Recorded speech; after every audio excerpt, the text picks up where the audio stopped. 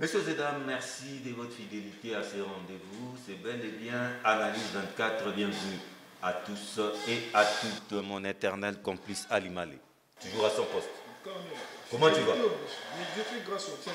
Toujours avec des masques. Est-ce que tu arrives à supporter ça? Maintenant, on est contraint de rester, de vivre avec. Ça prouve que les variants Omicron fait rage. Voilà, donc on n'a pas de choix. Face à ça, pas toujours les gestes barrières. Il n'y a pas de débat. Et dans quelques minutes, il sera 22h. Nous serons tous obligés. Il sera 23h. Et tu es obligé d'être chez toi. Gagner les toits.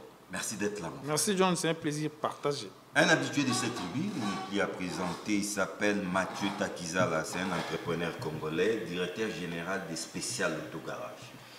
Mathieu Takizala, bienvenue encore une fois dans Analyse 24. Je vous remercie John, vous savez que le défi, il faut qu'on construise la République démocratique du Congo avec des idéaux, avec des idées.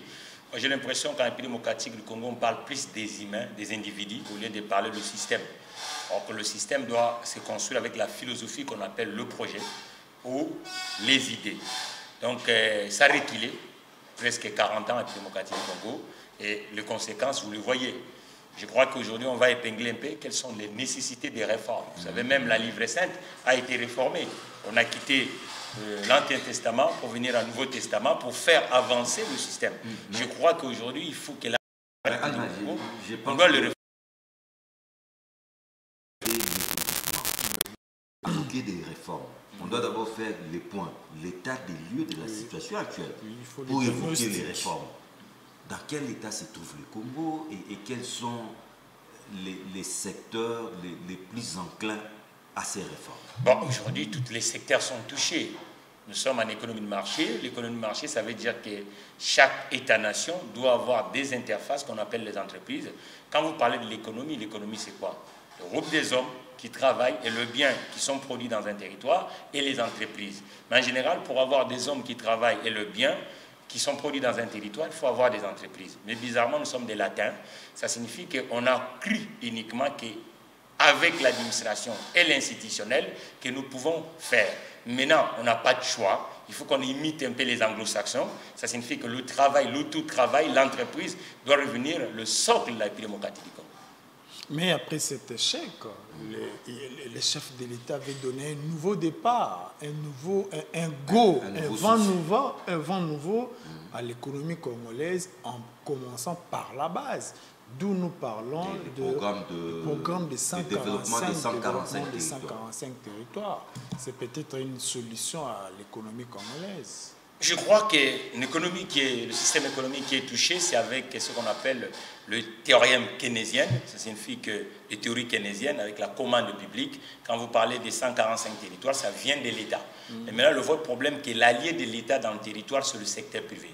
Je crois que si nous voulons avancer avec cette philosophie des 145 territoires, dans nos territoires aujourd'hui, il y a l'absence des entreprises.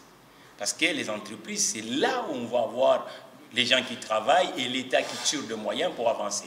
Mais quand vous regardez, sur le 26 territoires, il y a de sérieux problèmes d'absence d'entreprises. Là où il y a même des entreprises, ces entreprises n'ont même pas de carnet de travail. Le carnet de commande est absent. Donc aujourd'hui, il faut faire remonter les entreprises du côté congolais pour que nous puissions avancer. Mais quand vous dites qu'il n'y a pas d'entreprise, pour dire déjà que le projet des 145, le projet de développement des 145 territoires ne donnera pas résultat, ne donnera pas réponse satisfaisante. Non, moi je dis qu'il faut qu'on fasse du vrai public-privé. Vous savez qu'il faut qu'on avance, même dans des États avancés ou développés, G7, G20, vous allez trouver que la part de privé est importante. Mais nous sommes d'abord un État qui se recherche. Ça signifie qu'on doit booster le privé. Ça signifie que si aujourd'hui nous voulons pas répéter les erreurs du passé, c'est le erreur du passé, c'était quoi? Depuis 1960, ça signifie qu'on cherche plus le pouvoir institutionnel et administratif. Or, on oublie que le socle aussi, c'est le pouvoir de l'élite économique dans le territoire. Or, l'élite économique dans le territoire, il ne suffit pas que ce soit l'élite économique uniquement dans la sphère scientifique de l'ASBEL, mais que ce soit l'élite économique du terrain. Et l'élite économique du terrain, c'est l'entreprise. Et l'entreprise a toujours été incarnée par les hommes d'entreprise, qu'on appelle les entrepreneurs ou les gestionnaires de l'entreprise. Et l'entreprise du côté autochtone, on a laissé uniquement le couloir de l'informel qui est supérieur chez l'animal. C'est fait que l'informel aujourd'hui ne fait pas avancer la République démocratique du Congo. C'est pour ça que nous disons avec ce programme du président de la République, il faut que le président de la République essaye un peu de faire ce que son homologue nigérien avait fait, essaye un peu de faire ce que les autres... Je suis obligé de stopper notre invité. Nous allons un peu trop vite en besoin. Les téléspectateurs, les Congolais qui nous suivent en ce moment doivent d'abord comprendre c'est quoi ces programmes de développement des 145 territoires. En tant que chercheur, économiste de formation, vous devez déjà avoir lu, si pas creusé en profondeur, ces programmes des 145 territoires. Oui, mais de quoi s'agit-il? J'ai ces programmes, et ces programmes, ça signifie qu'au niveau de l'institutionnel, au niveau de l'État et des politiques, on constate que nos territoires aujourd'hui, il n'y a d'abord pas le voie de communication. Ce sont des vastes villages. Donc, il n'y a pas de voie de communication. Et puis, ceux qui incarnent l'État, les bureaux de l'État, des administrateurs, il y a des coins où il n'y a même pas de bureaux d'administrateurs. Et puis, ils sentent aussi que l'évacuation, vous voyez qu'aujourd'hui, tout ce que nous consommons dans des grands centres urbains de la République démocratique du Congo, cher John, provient des autres économies. Donc, ça nous appauvrit de plus en plus. Et du côté des politiques, on constate qu'il faut retourner dans la base de la République démocratique du Congo, l'arrière-pays. C'est pour ça qu'on parle de réhabilitation, par exemple, des routes de cette agricole. On parle des entretiens des routes de cette agricole. Moi, je dis en tant qu'économiste et puis entrepreneur, je dis quoi? Lorsque même on va regarder par exemple dans la gestion coloniale, ça signifie que l'arrière-pays, les routes des desserts agricoles, il y avait une présence des entreprises privées et dans chaque entreprise privée, il y avait ce qu'on appelait les cantonniers des entreprises pour permettre que ces voies-là soient quand même pour évacuer. Donc aujourd'hui, ce programme, il faut profiter qu'on puisse faire du vrai public-privé, il faut permettre à accompagner les entreprises secteur privé pour qu'ils soient présents dans le territoire. Parce qu'aujourd'hui, qu'est-ce qui est le vrai problème? Vous allez voir même à Kinshasa. Prenons l'exemple de la ville de Kinshasa. Nous avons... Avec ces 24 communes. 24 entités administratives qu'on appelle communes et 24 districts, 4 districts de la ville de Kinshasa, excusez-moi. Vous allez voir que nous avons uniquement des communes où les gens, quand ils se réveillent le matin, ils peuvent Kalina et puis les mettre. Donc ça, c'est déjà un vrai problème. Il faut faire de sorte qu'à Kisenso, qu'on puisse avoir aussi des entreprises. Il faut faire de sorte qu'à Bungu, qu'on puisse aussi avoir des entreprises. Et aujourd'hui, il y a plus de chômeurs en République démocratique du Congo. Ça signifie que si nous voulons que ça soit réalisable, il faut que le président de la République et le politique, parce que l'affaire est nationale. Elle n'est pas uniquement de M. Tshisekedi, elle est de toute l'élite congolaise. Ça signifie qu'il faut qu'on fasse bloc avec tous ces défis qui sont en République démocratique du Congo. Quand vous parlez, quand vous dites qu'il faut faire bloc, le programme est déjà là, le programme est conçu, le programme est étudié, nous sommes maintenant sur... Budgétisé et les fonds même déjà débloqués à moitié. Nous sommes dans la phase d'exécution. Qu'est-ce qui doit être fait? Quel réaménagement faire pour la réussite de ces projets? Quand on retourne en arrière, on a vu des programmes ici du bord étatique, 5 chantiers, l'évolution de la modernité, ainsi de suite. Mais normalement, l'acteur local n'est pas initié à l'intérieur. Ça signifie que lorsqu'on va faire ce genre de programme, avec un budget global qui est de 450 millions de dollars américains, ça signifie qu'il faut même la réhabilitation ou l'entretien ou la construction, qu'on essaye aussi que les entreprises congolaises soient bénéficiaires de ces contrats parce qu'aujourd'hui, les PME congolais sont en difficulté. C'est-à-dire quoi? Faire bénéficier l'entrepreneur congolais? Mais oui, mais parce que le problème, c'est quoi l'IMAL? Ça signifie qu'aujourd'hui, nous formons tous les ans les ingénieurs congolais, les Congolais qui sont à l'âge adulte, qui se recherchent pour travailler, mais bizarrement, les entreprises qui sont créées par des Congolais comme moi qui est entrepreneur en face, n'ont pas le carnet de commande.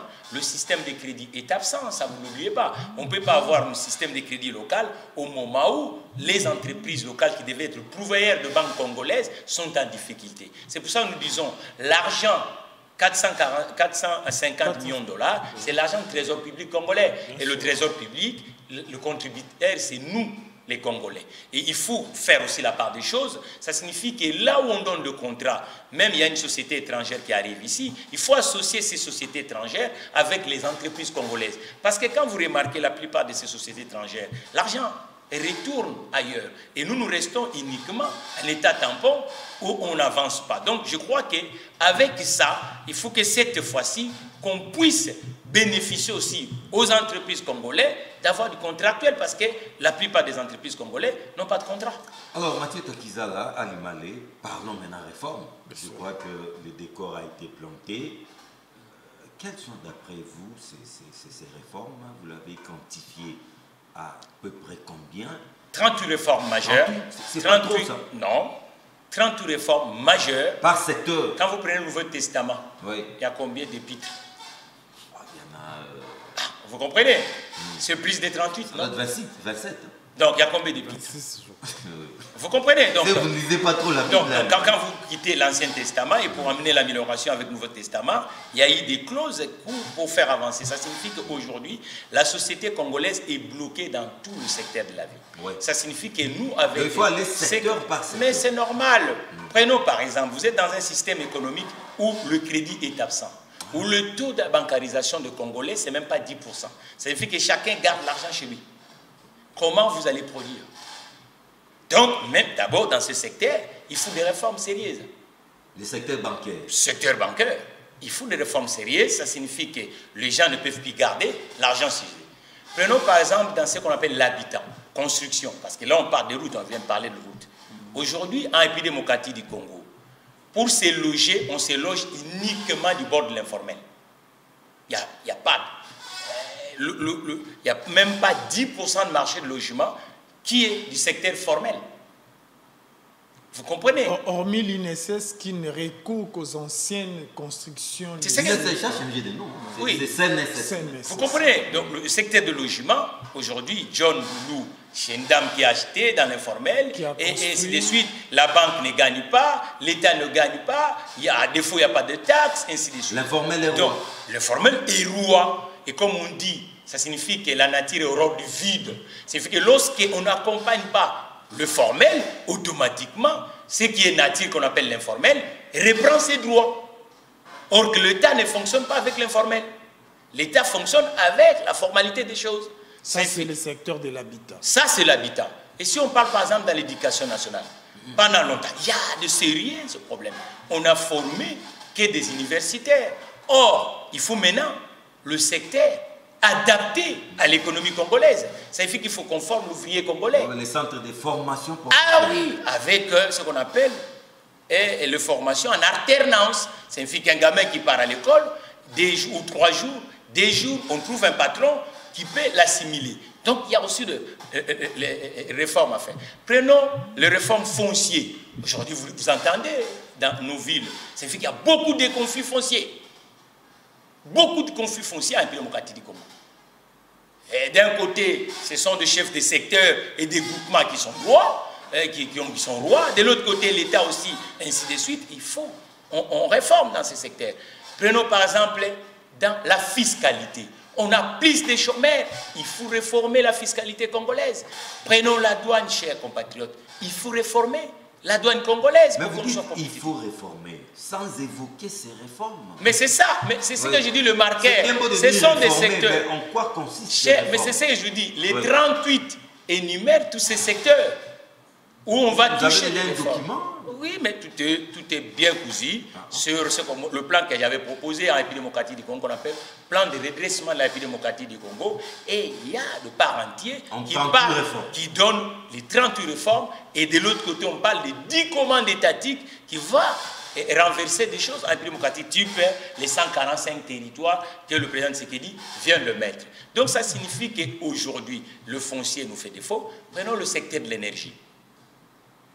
Vous regardez l'énergie aujourd'hui, il y a le phénomène qu'on appelle chaque fois délaissage, qui freine aussi. Il faut qu'on puisse amener l'électricité bon prix pour que les investisseurs du monde, quand ils vont venir à la République démocratique du Congo, prenons la route, cher John. Ça signifie que moi, selon moi, on doit privatiser la route à la République démocratique du Congo. Privatiser la route? Oui, parce que même dans des États majeurs, les États-Unis d'Amérique, la Chine, la France, il y a ce qu'on appelle le phénomène autoroute. Et les autoroutes, l'État... Si on n'en a pas. Oui. Et on nous a promis les autoroutes. Voilà. Donc, nous, aujourd'hui, les voies de communication nous fait défaut. Ça signifie que quitter de Banana jusqu'au niveau de Kasumbalesa, ça va nous faire 2 ou 3 000 km. Et aller jusqu'à Goma, n'en parlons pas. On ne va pas y arriver. Ça signifie qu'il faut qu'on trouve les investisseurs privés qui vont rentrer dans le secteur de la route et pour qu'on puisse être compétitif, pour que les choses circulent en République démocratique du Congo. Mais concrètement, ça peut se passer comment? Pour trouver des privés qui viennent s'associer avec l'État. Je peux vous donner des exemples patents sur le continent africain. Ouais. Quand vous partez actuellement en Éthiopie, vous allez voir le train que les Éthiopiens bénéficient, ils sont en train de circuler dedans. C'est fruit public-privé. C'est coopération éthiopienne-chinoise. Il construit le chemin de fer, il met l'attractivité et on donne une concession, par exemple, de 30 ans ou de 20 ans pour l'exploitation. D'abord, ça va faire donner l'attractivité de la circulation en Éthiopie. Quand vous allez aujourd'hui, par exemple, au Maroc, le train à grande vitesse, c'est une coopération entre l'État marocain et les entreprises françaises. On construit le train à grande vitesse pour donner l'attractivité. Si vous allez aujourd'hui au niveau de la Côte d'Ivoire, on fait le métro de la Côte d'Ivoire. Métro de la Côte d'Ivoire aujourd'hui, c'est quoi? C'est le fruit des entreprises françaises et l'État ivoirien pour donner l'attractivité. Et même sur le voie routier. Même sur le voie routier. Ça signifie qu'aujourd'hui, on a passé presque 40 ans en République démocratique du Congo, on n'a pas créé les voies de communication. On n'a pas privatisé les... Donc, moi, je pense qu'aujourd'hui, vu ce que nous dégageons comme ressources en budget annuel, ce sera extrêmement difficile. L'une des solutions, ça signifie qu'il faut qu'on crée la route payante. Ça signifie qu'avec des autoroutes, et on trouve des acteurs dans ce secteur qui va accompagner la République démocratique du Congo, qui va entretenir, parce qu'à chaque fois qu'on investit l'argent, par exemple, dans la route, automatiquement, des ans après, même pour l'entretien, c'est un problème. Donc il faut qu'on suive ce que les autres ont fait dans les autres pays pour qu'on puisse avancer. Donc il faut intervenir le privé. Parce qu'on parle de voies de communication, c'est aussi nous. C'est le même plus débat. On va maintenant déjà construire les ports en eau profonde des bananes. Oui, vous voyez que c'est une coopération avec Emirates, je crois. Voilà, c'est comme ça. Pensez-vous qu'une telle entreprise est sanitaire pour la République démocratique? Oui, ils ont d'abord une expertise internationale, ils ont du cash flow, ils ont des institutions bancaires qui peuvent le croire. Nous aujourd'hui, vous savez que la plupart des institutions bancaires ne croient pas. Si vous allez dans le port, si vous partez par exemple l'État voisine de la République démocratique du Congo, Congo-Brazzaville, ils ont un port à eau profonde qui était conçu, une entreprise française, Bolloré. Quand vous allez à Abidjan, le port d'Abidjan, qui travaille là-dedans, c'est Bolloré. Donc, ainsi de suite. Nous devons aller dans l'économie du XXIe siècle. Ça signifie que l'économie du XXIe siècle, c'est fait qu'on doit mettre en synergie le privé et l'État. Mais pensez-vous que c'est parce que la solution, selon vous, de la réussite du projet de développement des 148 territoires initié par le chef de l'État peut passer par vos différentes propositions, les 38 réformes. Oui. Pensez-vous que les budgets alloués à ces projets, avec vos 38 réformes, vont réussir? D'où la nécessité d'avoir une coopération saine entre le privé et l'État. C'est pour ça que je vous dis qu'au lieu de garder tout, il faut maintenant qu'on cherche des alliés solides. Parce qu'aujourd'hui, les alliés solides, ouvrir le projet, travailler avec les alliés du secteur privé pour que nous puissions... Et à chaque fois, vous voyez, le slogan, on dit que l'État n'est pas... Ce n'est pas un bon entrepreneur. Ce n'est pas son rôle. Le rôle de l'État, c'est catalyser les choses, mais donner l'espace. Voilà, donner l'espace au secteur privé. Parce que c'est le privé qui va donner la force à l'État. Aujourd'hui, on a plus de chômeurs, on a plus de déficits, et essayons maintenant de donner l'espace. L'État, c'est mettre les cadres en place. Voilà, mettre le cadre en place. Les privés. Et c'est ça, en fait, aujourd'hui. Ça, on parle de la route, on parle de port, on parle de chemin de fer, mais c'est pareil, même les entreprises du portefeuille de la République démocratique du Congo. C'est fait que les entreprises portefeuille de la République démocratique du Congo, bon nombre, il faut chercher des alliés du secteur privé parce que c'est pour ça que ça tarde le développement de PME congolaises. Parce que le PME congolaise aujourd'hui, nous attendons uniquement le particulier dans un pays où le crédit est quasi inexistant.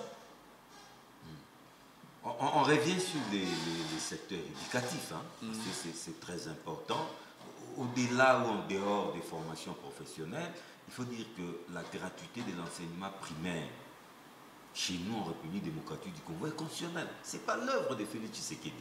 Mais à voir comment ça a été mis en branle jusqu'à présent, ça semble avoir du plomb dans l'aile. Oui. Alors comment sauver cette situation? Comment sauver cette gratuité? Parce qu'au-delà des considérations d'ordre politique, c'est une décision vraiment salutaire pour la République. John, vous savez, vous ne pouvez pas croire développer un pays sans formation. L'ignorance tue les gens. C'est avec la formation qu'on peut aider les Congolais à être attractifs. Ça signifie qu'aujourd'hui, ce programme, d'abord, est quelque chose à encourager. En connaissant le ménage congolais. Un programme salutaire. Vous comprenez? En connaissant le ménage congolais, bon nombre de ménages congolaises n'ont pas de salaire à la fin du mois. Donc, comment sauver la Ça signifie que les ménages modestes ont été toujours subventionnés. Et dans tout le pays du monde.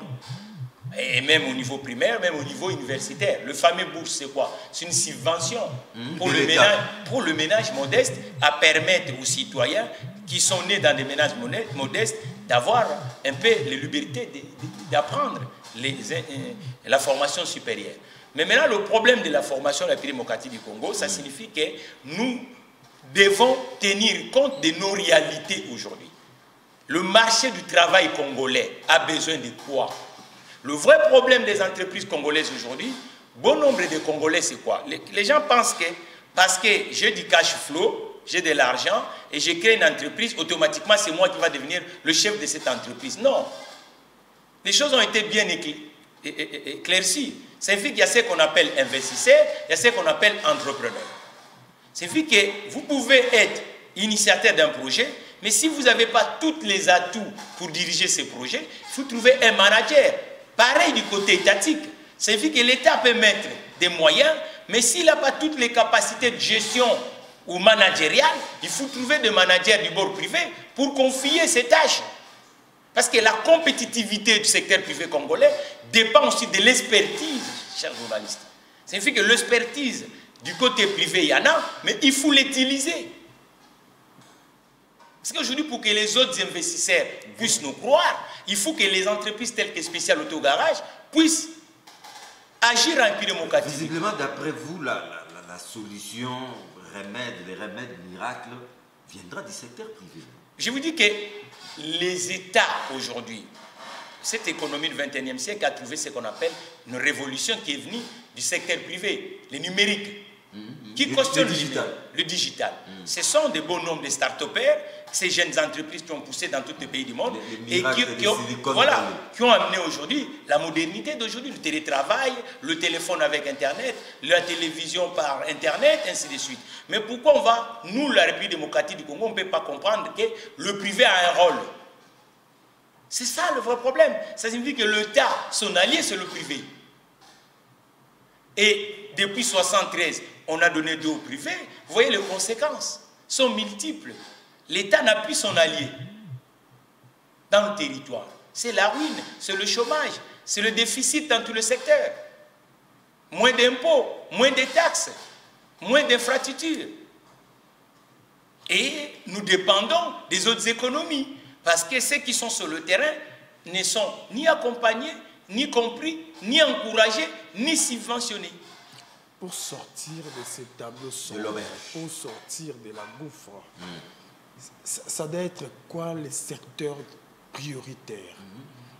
Ça de manière générale, mais aussi de manière spécifique pour les projets 145 territoires. D'abord, tous les secteurs sont prioritaires, mais maintenant, comme nous sommes... Pas forcément prioritaires, mais les secteurs les plus porteurs. Oui, mais c'est ça la philosophie de la question. Je vais répondre à ces questions qui est vraiment une question profonde pour que les Congolais comprennent. Mais il ne faut pas oublier que tous les secteurs sont prioritaires aujourd'hui, sont déficitaires en République démocratique du Congo. Mais comme nous sommes en régime de chômage de masse, nous devons mettre le zoom sur des secteurs à forte valeur ajoutée pour la création de l'emploi. Parce que l'autonomie des Congolais, c'est le travail. C'est à travers le travail que nous pouvons revenir et qu'on peut faire ce pays un marché. Et le secteur à forte valeur ajoutée pour le travail, c'est le BTP, c'est l'industrie automobile, c'est l'agriculture. Ce sont ces secteurs.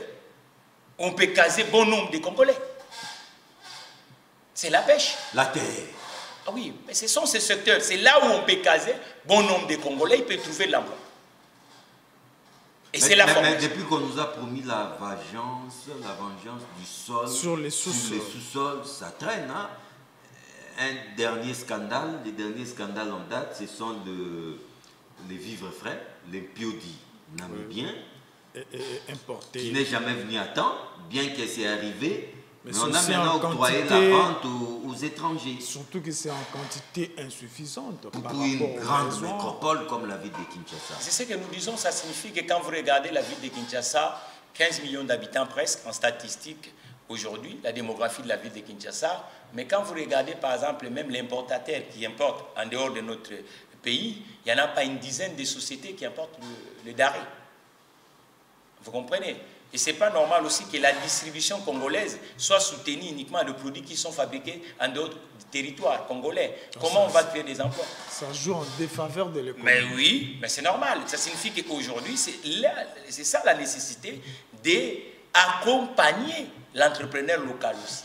De travailler avec des boîtes telles que Spécial Autogarage. C'est là où vous allez créer une valeur ajoutée. C'est là où le transfert de technologie peut venir. Aujourd'hui, pour que les Français, par exemple Peugeot qui est aujourd'hui, la plupart des équipements entiers congolais, français ne sont plus en République démocratique du Congo, mais pour qu'ils reviennent en République démocratique du Congo, c'est à travers des sociétés telles que Spécial Autogarage. C'est à l'État maintenant de donner le carnet de commande à la société telle que Spécial Autogarage. C'est aussi aux compatriotes congolais qui achètent dans l'informel de comprendre que l'achat vers l'informel va pas nous donner une valeur ajoutée. Le numéro 1 des Spécial Autogarage parle pas exclusivement de l'autogarage. Non, je parle de cette expérience-là, de cette politique pour l'élargir sur le plan national. Oui. Chaque province, chaque territoire a ses spécificités. Oui. Maintenant, nous lançons un programme de développement de 145 provinces. N'est-ce pas là aussi territoire? Oui. Merci. N'est-ce pas là aussi un problème? Comment va s'appliquer ces programmes?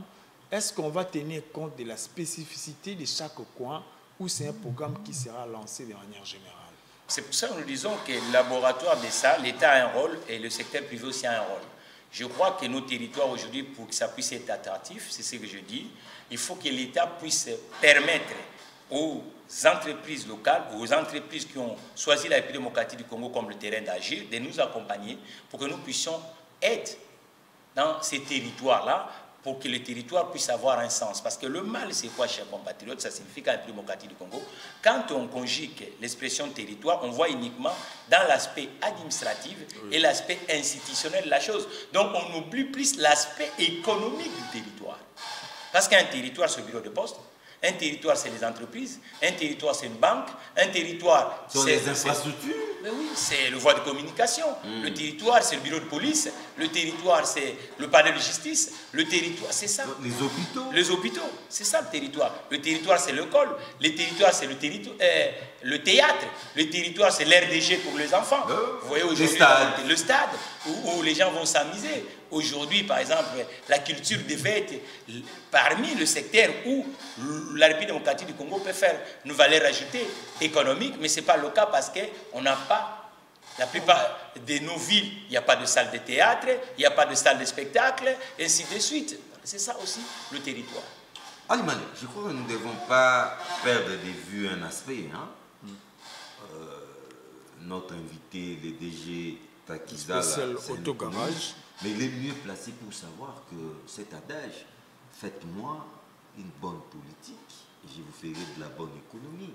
Où est la part du politique, la part de la politique dans ces 38 réformes? Ben oui, la part des politiques, c'est quoi? Le politique, quand on dit faire-moi une bonne politique ne peut pas manquer une dose économique. Il faut une dose économique. Ça signifie que pour faire la politique, pour faire votre campagne... Pas de la politique politicienne. Mais non, mais la politique doit avoir... Parce que vous savez, le problème c'est quoi en République démocratique? J'avais dit au début, je risque de me répéter, ça signifie qu'au lieu de mettre des idéaux, au lieu de mettre des projets, au lieu de se projeter, nous parlons plus des individus. Vous ne sentez pas que ça devient de plus en plus... On parle des individus au lieu de chercher... l'affaire Kaboum. Voilà, au lieu de chercher à créer un système. Parce que ce sont des institutions, nous sommes dans un régime mixte, et ce régime mixte qui est semi-présidentiel, à la fois le Parlement, le pouvoir exécutif, le pouvoir législatif, le pouvoir économique, le pouvoir judiciaire, le pouvoir administratif. Donc vous savez, c'est ça le vrai problème. Ça signifie qu'aujourd'hui, si nous voulons gagner en maturité pour permettre aux autres de choisir la République démocratique du Congo comme un territoire à investir et à venir danser, ça signifie qu'il faut chercher des voies et moyens que tout ce que nous faisons, que nous puissions regarder aussi avec le regard économique, cher John. Sinon, c'est la ruine, sinon c'est le chômage de masse, sinon ce sont des plaintes, sinon ce sont l'exode qui nous gagne, sinon l'infrastructure absent. L'investisseur est un animal peureux. Où est la part de la paix, de la sécurité dans ces réformes? Qu'avez-vous prévu? Vous savez, la sécurité est dedans dans ces réformes. On ne l'a pas énuméré, on ne peut pas construire là où il n'y a pas la paix. C'est pour ça l'outil de défense, l'outil de la sécurité. Nous mettons par exemple construire des commissariats de police, des casernes militaires, des écoles de formation pour tous ces dignes fils. Et puis, dans ces 145 territoires, moi je demande aussi une recommandation aux décideurs politiques d'associer aussi le génie militaire de la République démocratique du Congo. Nous avons des voyants personnalités là-bas qui ont l'expertise qui peut nous accompagner aussi pour la construction des fraternités. Regarde par exemple cette route de Kianza, le pont, fameux pont. Vous voyez, entre Super Lemba et ainsi de suite. Le pont. C'est l'ouvrage des génies militaires congolais. Ah bon? Donc ça signifie que... C'est dans quel état aussi? Non, il est construit. Aujourd'hui, les gens traversent, ainsi de suite. C'est de l'artisanat. Non, c'est pas de l'artisanat. C'est un travail abattu dans un temps record. Dans un temps record, le génie militaire, il faut les associer pour la reconstruction de la République démocratique du Congo en termes d'ouvrage, le pont, le bac, tout ça, ainsi de suite. Il ne faut pas le mettre à côté parce que ces gens-là, il suffit de mettre des moyens et vous verrez que les choses peuvent revenir. Mathieu Tekizala a parlé des réformes, a parlé des secteurs à toucher. Il y a une image qui m'a traversé la tête. Construire des bureaux pour la police, mais ça ne relève pas de l'utopie quand on sait qu'à Kinshasa déjà, les policiers, la police donne l'image d'un enfant pauvre, d'un enfant orphelin. Et pourtant, nous voyons des policiers travailler sous les bois, sous les tôles, sous les parasols de fortune. Alors qu'à Kinshasa, la ville, la capitale, on n'a pas encore résolu ces problèmes.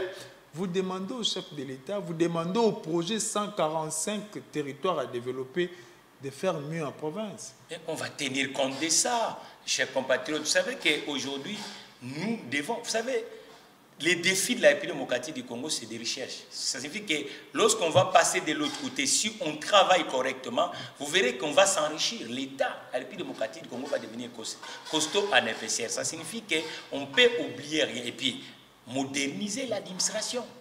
Surtout ça. Pendant longtemps, la République démocratique du Congo, vous imaginez, il y a la plupart des bureaux d'administration ici. Il n'y a même pas de caméra de surveillance. Il n'y a même pas l'Internet. Les services n'est même pas informatisés. Les gens appellent sur le téléphone mobile au lieu que ça soit le fixe. Vous comprenez? Donc, il y a la communication à l'interne. Donc, il passe par les mobiles. Voilà. Non, il faut. Maintenant, on modernise l'administration. Prenons par exemple bon nombre d'entrepreneurs aujourd'hui ou les patrons en République démocratique du Congo. Le recrutement pose problème. On a abandonné ONEM. Vous comprenez? Ce n'est pas l'ONEM qui fournit aux entreprises les travailleurs. L'ONEM, normalement, le rôle de l'ONEM, c'est de fournir aux entreprises une ressource humaine attractive, compétente, de bon recrutement, au lieu que ça soit de passe-droit. Alimane, dans ces réformes, on peut parler de tout, mais on ne peut pas oublier les médias. Est-ce que le DG Tekizala a-t-il pensé du rôle que doit jouer les médias, un média responsable au service du développement de son pays? Quand vous observez le 21e siècle, sans communication, l'État ne peut pas exister. Ah oui. Et les États qui se projettent pour avancer, c'est à travers la communication que vous pouvez édifier et former et encadrer. Le véritable entreprise des médias. Le véritable entreprise. Mais quand vous observez dans tout le pays du monde, les groupes de presse, la plupart des groupes de presse appartiennent à des grands industriels. Et à part le média étatique, qui est subventionné par les impôts de tout le monde. Mais en République démocratique du Congo, comme on a isoler le secteur privé, vous voyez que le média congolais a du mal. Et pourtant, la technologie du 21e siècle, on devait avoir... Regardez par exemple à Jazeera. Aujourd'hui, ça fait la fierté de ces pays de Golfe. Du monde arabe. Du monde arabe. CNN. Regardez CNN, regarde France 24, regardez, il y a même un petit état minuscule ici, en Afrique centrale, qu'on appelle Guinée équatoriale, qui a ce qu'on appelle Africa 24, qui est à Paris, qui aujourd'hui fait le tour du continent.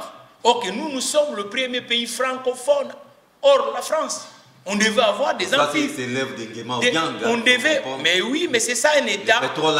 Lorsque vous investissez dans l'outil productif, il faut aussi investir dans l'outil communicationnel. C'est à travers la communication que les entreprises congolaises, les enseignes congolaises peuvent aller à l'international, cher John. Alors, Ali Malé, peut-être une dernière question avec vous, sinon on donne la parole à notre invité pour atterrir en essayant de résumer ces 38 réformes. Bon, ces 38 réformes, ils sont dans l'urgence. Nous demandons, j'avais écrit à toutes les institutions. Comme toujours. Comme toujours, parce que parce que le pouvoir institutionnel. Personne ne vous a répondu. Mais je pense que. Vous n'avez que des accusés des réceptions. Mais c'est ça le vrai problème. Le vrai problème de la République démocratique du Congo, c'est pour ça que nous disons à tous décideurs du côté administratif ou politique de faire leur boulot, de comprendre qu'il faut faire le vrai mixage avec le secteur privé, parce que le 21e siècle, c'est cette association qui fait gagner les autres États du monde. Ça signifie que l'intelligence ne magasine pas uniquement aux partis politiques ou aux institutionnels, mais il y a aussi l'intelligence du côté privé. Il faut que c'est ce que le Nigeria a fait. Pensez-vous qu'aujourd'hui Dangote fait le mal à Nigeria? Non, il fait la fierté du Nigeria. Pensez-vous que Numelo fait? Non, mais c'est ça le vrai problème. Lorsqu'on avait des aînés comme Dokolo, vous avez vu comment l'économie congolaise avançait. Et nous, les Macheta Kizala, nous sommes là pour permettre à la République démocratique du Congo de revenir dans la lettre de noblesse économique. C'est pour ça que nous disons... Vous essayez d'assurer la relève, mais très difficilement. Et c'est à vous le... Et quand vous citez les Dokolo... Oui, il y a déjà une scission qui s'est faite. Un gouffre sérieux. Voilà. Donc, c'est pour ça que nous disons... Avant d'atterrir à Takizala. Et c'est pour ça que nous disons quoi, John? Soutenez les Macheta Kizala. Vous verrez qu'on va construire un Congo plus beau qu'avant. Il faut que les Congolais... 62 ans après l'indépendance. Ben oui, mais on ne va pas baisser le bras. Nous disons que le moment est venu. Il faut tout le monde prendre conscience, y compris les états-majors politiques. Il y a des enjeux. En ce moment, faisons bloc. Et puis, il faut réduire le nombre des institutions du côté institutionnel sur le 38. La réforme pour dégager une marge de manœuvre comptable pour financer, parce que les entreprises dans le République démocratique du Congo ne sont pas financées. Les idées ne manquent pas, peut-être aux décideurs de prendre en compte, mais si on vous demandait de dire un dernier mot à tous ceux qui nous suivent, mais surtout aux décideurs, aux gestionnaires de projets de développement des 148 territoires, ça sera quoi? Je vais dire à ceux qui ont pris cette belle initiative d'associer le secteur privé. S'il vous plaît, cher Président de la République, cher Premier ministre, cher Président de l'Assemblée nationale et le Sénat, les gouverneurs de nos territoires, il faut maintenant qu'on associe les acteurs du secteur privé pour que nous puissions avancer à la démocratie du Congo. Mais généralement, les différentes tentatives de la réforme n'ont pas abouti. Pensez-vous que cette initiative, la vôtre, celle que vous soutenez, on a intérêt de réformer la démocratie du Congo. Si on veut passer. Mais qui avez-vous déjà saisi? La présidence de la République, la primature de Kinshasa, le Sénat, le Parlement, l'Assemblée nationale. Donc le Sénat et l'Assemblée nationale, les assemblées provinciaux de la République démocratique du Congo, et y compris nos gouverneurs qui sont représentants de l'institution présidence de la République au niveau de nos régions, et puis y compris les décideurs du côté des entreprises portefeuilles, et même le ministère sectoriel ont été signés. Mais jusque-là, aucun écho, les lignes ne bougent pas? Jusque-là, nous attendons. On a vu que... Mais ne serait-ce qu'une invitation pour vous écouter? Non, jusque-là, il n'y a pas d'invitation. Je crois que M. Guilén Niembo m'avait répondu, le directeur du cabinet du président de la République, en disant que le directeur protocole de la présidence de la République va revenir pour nous contacter. Nous attendons, mais il y a une urgence à la République démocratique du Congo. Nous sommes en période de crise. Ça signifie qu'on doit aller lutter contre cette ruine commune qui est la République démocratique du Congo. Je crois que le moment est venu, avec ces projets-là, de nous appeler et que nous puissions discuté. Le président de la République, le Conseil des ministres, ils ont martelé. J'ai vu même les ministres sectoriels qui étaient au niveau du Premier ministre. J'ai dit à cher Samarou Kondé de nous inviter aussi le secteur privé pour que nous puissions débattre. Parce que c'est comme ça que les choses peuvent se faire. Mais jusque-là, aucun débat. Jusque-là, nous, le secteur privé, je ne sais pas si... Quand vous vivez tout ça, ça vous arrive de jeter l'éponge, de vous décourager et peut-être de plier vos bagages pour retourner là où vous étiez, parce qu'il faut dire que vous êtes un Congolais de la diaspora. Je suis un Congolais de la diaspora. Je viens de passer 36 mois à Kinshasa, post-Covid, mais j'avais ce devoir-là de retourner chez moi de temps en temps. Mais je pense que ce qui me dérange en ce moment, je ne vois pas beaucoup d'entrepreneurs qui essaient aussi de... il faut qu'ils sortent beaucoup à donner les... Vous êtes ligué ou vous évoluez en solo, non, en loup solitaire? Vous avez un regroupement? J'ai créé, parce que j'ai vu que les entrepreneurs congolais, beaucoup fonctionnent en solo, Défi RDC, que je lance l'appel à tout entrepreneur congolais. Il faut un réseau d'entrepreneurs qui soit, parce que Défi RDC, la philosophie c'est quoi? On doit réunir sur une plateforme l'investisseur, l'entrepreneur local et étranger qui agit en République démocratique du Congo pour que nous puissions avoir un réseau professionnel attractif qui peut permettre aux chefs d'entreprise d'avancer. Parce que la formation des chefs d'entreprise c'est autour des réseaux. Surtout des réseaux que le chef d'entreprise peut communiquer, peut avancer, peut partager. Mais comment ça évolue? Comment aujourd'hui, il y a quelques-uns des chefs d'entreprise qui trouvent leur intérêt. J'ai fait des momies, nous réunissons, j'ai fait des momies pour que la plupart des chefs d'entreprise congolais puissent être en réseau, parce que l'autre peut être le client de l'autre, l'autre peut être le fournisseur de l'autre. C'est ça aussi l'intérêt, parce que j'ai trouvé qu'en République démocratique du Congo, la plupart des chefs, par exemple même vous le média, je lance l'appel même à Kin 24, de rejoindre Défi RDC, c'est là où vous pouvez trouver aussi des annonceurs, parce que c'est un réseau professionnel et entrepreneurial pour que nous puissions avancer. Ali Malé, on se sépare avec l'espoir de nous revoir. Ça, c'est certainement ça. Mais dans l'espoir aussi qu'une suite favorable sera réservée au projet soutenu par Mathieu Takizala pour la réussite totale du projet de développement des 145 territoires. Oui, ça c'est logique. Et nous disons au chef de l'État, il a fait la ronde des Grands Kasaï. Et nous disons à M. Félix Tshisekedi d'écouter aussi l'autre oreille gauche de la République démocratique qu'on appelle le secteur privé. Il faut, depuis que le président est venu, parler de la nation, je n'ai pas vu encore liste des entrepreneurs qui discutent avec le chef de l'État sur le moment. Donc il faut qu'on discute ensemble pour que nous puissions avancer avec la démocratie. Y compris le Premier ministre, ce n'est pas le problème que de M. Tshisekedi, y compris le président des deux chambres. Il faut qu'il discute avec nous, le chef d'entreprise, parce que les territoires, les circonscriptions électorales, il n'y a que des chômeurs, il n'y a plus des entreprises. Il faut qu'on travaille pour que nous puissions avancer. Ali Malé, merci beaucoup. Merci beaucoup, John. Dans quelques minutes, il sera 23h. C'est un devoir. Au lit. Merci beaucoup, Ali Malé. Nous devons tous nous protéger contre ces fléaux, c'est très important, bien qu'on rigole. Mathieu Takizala, l'entrepreneur congolais, directeur général des spéciales autogarages, c'est toujours un plaisir et un honneur de vous recevoir. C'est moi qui vous le plaisir. Continuez de vous battre. Le plaisir est partagé, la cause est noble. Hein. Nous sommes Congolais. La dignité des Congolais, c'est à nous d'abord de faire de sorte que le Congo revienne.